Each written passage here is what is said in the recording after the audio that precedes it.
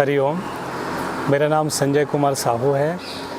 हम प्रतिवर्ष शिविर भरने के लिए गुरु पूर्णिमा में, उत्तरायण में, दीपावली के अवसर पर यहाँ आते हैं, सेवाएं देते हैं।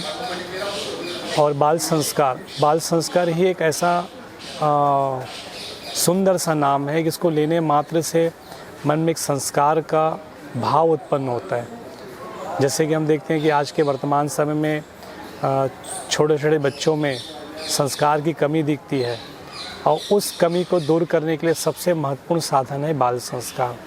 पूज्य बापू जी ने बाल संस्कार की शुरुआत कर पूरे विश्व मानव के बच्चों को एक अच्छी सुनहरा संस्कार देने का सुंदर सा एक उपाय बताया हम सबको, और हम सभी सेवाधारी उस सेवाओं से जुड़कर सेवा करते हैं। जैसे कि मैं बता दूं, मैं 2003 से इस बाल संस्कार की सेवाओं से जुड़ा हूं, और मैंने अपने जीवन में बहुत सारे ऐसे अनुभव देखे हैं जिनके बारे में बताना बहुत कम शब्दों में संभव नहीं है। फिर मैं एक बात बता रहा हूँ। पहले मेरा जीवन बहुत ही भयावह स्थिति में था, बहुत अजीब से दोस्तों की संगति में मैं पड़ गया था। फिर मैंने 2001 में बापूजी से दीक्षा लिया। उसके बाद मैंने बाल संस्कार के बारे में जाना। फिर मैंने बाल संस्कार की सेवा प्रारंभ की। बाल संस्कार की सेवा प्रारंभ की तो उससे बहुत सारे मेरे अंदर के जो दोस्त थे, दुर्गुण थे, वो स्वाभाविक ऐसे ही नष्ट हो गए, जिससे मुझे बहुत लाभ मिला। और मैंने एक बार देखा कि हमारे यहाँ छोटे छोटे बच्चे बाल संस्कार में आते हैं, तो हम बाल संस्कार में बताते हैं बच्चों को कि रहन सहन कैसा होना चाहिए, खान पान कैसा होना चाहिए। तो एक बार बच्चों को हम प्रसंग में बता रहे थे कि व्यसन का त्याग करना चाहिए, व्यसन करने से क्या क्या दुष्परिणाम होते हैं, हमने बच्चों को बताया। और मैं जब उन बच्चों को बताया बाल संस्कार में, तो एक छोटा सा बालिका थी, छोटी बालिका थी, लगभग मुश्किल से उम्र थी 5 से 6 वर्ष की।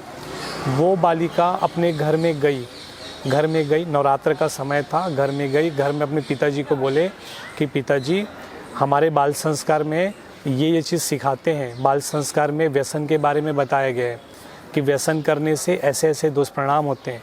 पिताजी, आप हमारे लिए बहुत महत्वपूर्ण हैं, आपसे हम यही प्रार्थना करते हैं कि आप यह व्यसन त्याग दीजिए। उनके पिताजी बातों को अनसुना कर दिए, ध्यान नहीं दिए। 2-4 दिन बीता, फिर ऐसा कोई समय आया कि बाल संस्कार का फिर रविवार को लगा, तो ऐसा कुछ हुआ कि उस मोहल्ले में, जिस मोहल्ले में बच्ची रहती थी, वहाँ पे हमने एक बाल संस्कार की बड़ी सी प्रदर्शनी लगाई। तो हम बच्चों को, बड़ों को, सबको समझा रहे थे। वो बच्ची अपने पिताजी का हाथ पकड़ के उस बाल संस्कार की प्रदर्शनी में लाए, और लाने के बाद जो व्यसन का जो पोस्टर था, व्यसन मुक्ति वाला पोस्टर, उस पोस्टर में ही उस तरफ दिखाते हुए उन्होंने कहा कि पिताजी देखो, ये बापूजी के बाल संस्कार केंद्र में बताए गए व्यसन के दुष्परिणाम के पोस्टर हैं। व्यसन करने से ऐसे ऐसे दुष्परिणाम आते हैं, आप प्लीज़ व्यसन छोड़ दीजिए। वो बच्ची वहीं अपने पिताजी के पैर पकड़ के गिड़गिड़ाना चालू कर दी। उसका पिताजी का हृदय ऐसा भरा, उसका पिताजी रो डाला, और रोते रोते उसको गले लगा के बोले कि बेटी, आज के बाद मैं व्यसन को त्याग करती हूँ। और उन्होंने पूरे पब्लिक के बीच में माइक में कहा कि मेरी बच्ची के कहने से और ये बापूजी का जो बाल संस्कार की प्रदर्शनी लगी हुई है, उसको देखने से मेरा हृदय ऐसा परिवर्तित हुआ है कि आज के बाद मैं इन व्यसनों को सदा के लिए त्याग करता हूँ। ये ऐसा प्रभाव हमको देखने को मिलता है बच्चों के जीवन में, बड़ों के जीवन में। इसलिए आज के समय में बाल संस्कार नितांत आवश्यक है।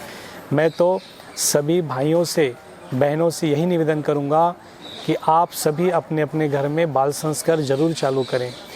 घर के आसपास के 2, 4, 5, 10 बच्चों को इकट्ठा करें। आप अपने बच्चों को तो संस्कार दोगे, साथ में औरों के बच्चों को भी संस्कार देने का पुण्य मिलेगा। बापूजी कई बार सत्संग बताते हैं बाल संस्कार की सेवाओं के कितनी निर्दोषता सेवा है।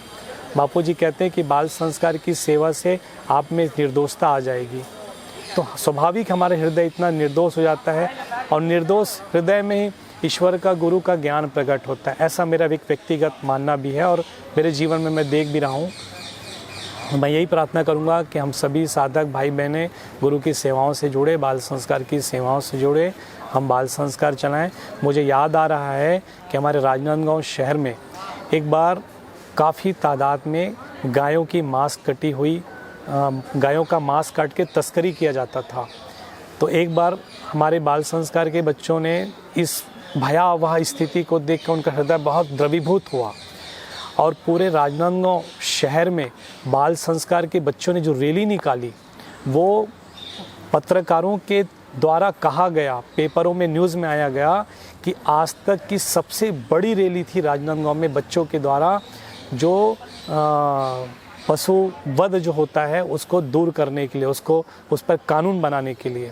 और इस रैली को देखकर वर्तमान समय में, उस समय जो तत्कालीन समय में जो वहाँ पे जो छत्तीसगढ़ शासन में जो मंत्री, मुख्यमंत्री जी बैठे थे, उन्होंने तत्काल इस बात को विधानसभा में उठाया और उसी क्षण उन्होंने एक ऐसा नियम पारित किया कि जो पशुवध करेगा, गायों की हत्या करेगा, उसको 7 साल की सज़ा होगी और 50,000 रुपये जुर्माना होगा। तो ये छोटे छोटे बच्चों के ने जो रैलियाँ निकाली, उसका ऐसा सुंदर सा प्रभाव पड़ा कि पूरे छत्तीसगढ़ में कानून बना है और आज भी उस कानून का पालन किया जा रहा है।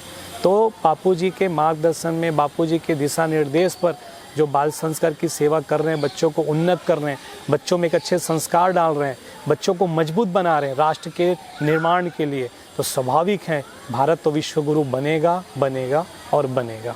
हरिओम।